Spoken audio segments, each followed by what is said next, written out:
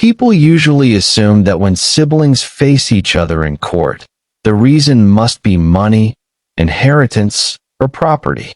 But what happened in London was something no one in that courtroom could ever forget. A story so touching, it silenced the room and changed everyone who heard it.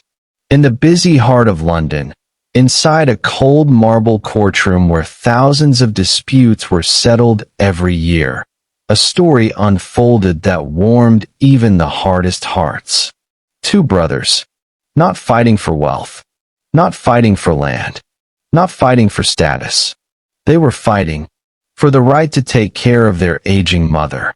Hisam al-Ghamdi, a 68-year-old man with a soft voice and trembling hands, walked into the courtroom leaning slightly on his cane. His eyes were tired, not from age, but from fear. Today, he would be standing against his own younger brother, Khalid. People whispered as they entered. Maybe it's about inheritance. Maybe property. Maybe money. But they were wrong. Terribly wrong. The bailiff announced the case. The courtroom quieted, and the truth finally came out. Hisam wasn't suing his brother. He was fighting him, because both brothers desperately wanted to be the one who took care of their mother in her final years. Yes, a court battle, over who would get to serve their mother. When Hisam rose to speak, his voice quivered with raw emotion. "Your Honor," he began, "my mother is my heart. I have cared for her for years. She is old, fragile, and needs constant attention. I cannot live a day without knowing I am the one serving her needs, comforting her, being by her side. I love her more than my life." The judge nodded gently as Hisam continued. "I know I am old too, but serving her gives meaning to my life. Taking care of her feels like worship, like a blessing, like a doorway to heaven." A tear slid down his cheek. Yet he stood tall, his love stronger than the weight of his age. Then the younger brother, Khalid, stepped forward. His voice was steady, but emotion cracked through every word. "Your Honor, my brother has spent many years caring for our mother, and we all admire him for it. But he's aging too. His health isn't what it used to be. He gets tired. He won't admit it, but he struggles. He swallowed hard. So I want to take over. Not because he failed, not because he's weak, but because I am younger. I am stronger. I can carry the responsibility he carried for so long. I want to relieve him. I want our mother to have the best care possible." The room fell silent. This wasn't a battle of ego. This was a battle of love. Within minutes, the courtroom, usually filled with arguments and bitterness, was wrapped in emotion. People wiped away tears. The court staff stood still. Even the judge leaned back, visibly shaken. Two grown men, fighting not to escape responsibility, but fighting for the honor of caring for their mother. It was something the judge had never seen in his entire career. The judge looked at both men, their trembling hands, their tear-filled eyes, their sincerity. He was torn. If he chose wrong, how would he face God? How would he justify separating a mother from a son whose only desire was to serve her? Finally, he spoke softly. "There is only one person whose voice matters most in this case. Bring the mother."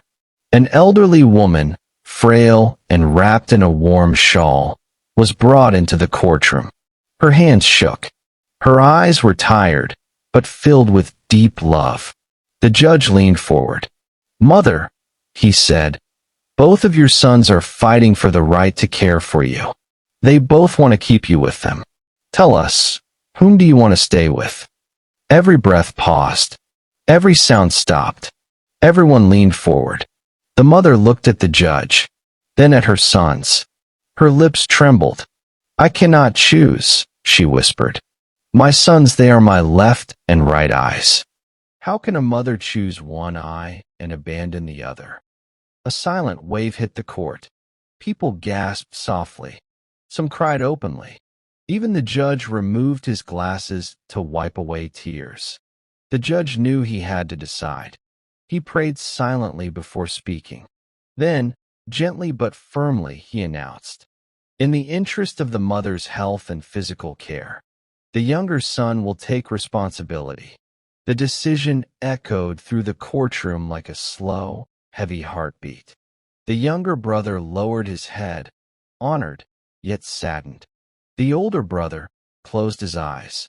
Hism didn't cry from anger. He didn't cry from losing the case.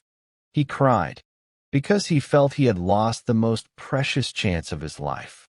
The chance to serve his mother during her final days. The chance to take care of the woman who gave him everything. The chance to earn prayers whispered late at night. The chance to earn paradise through her service. He wept, not out of defeat, but out of love so pure it broke everyone who witnessed it. And then, silence. Because deep inside, everyone in that courtroom felt something they didn't expect. A sting of guilt, of realization, of shame. We chase money. We chase comfort. We chase distance from responsibility. While these brothers were willing to fight, with tears and trembling hearts, for the privilege of serving their mother. And now, here's the question this story forces us to ask. While these brothers fought to keep their mother close, why do so many of us push our aging parents away? Why do we forget the people who carried us, fed us, protected us, prayed for us? And when the final day comes, what answer will we give to God when He asks why we abandoned the people who never abandoned us?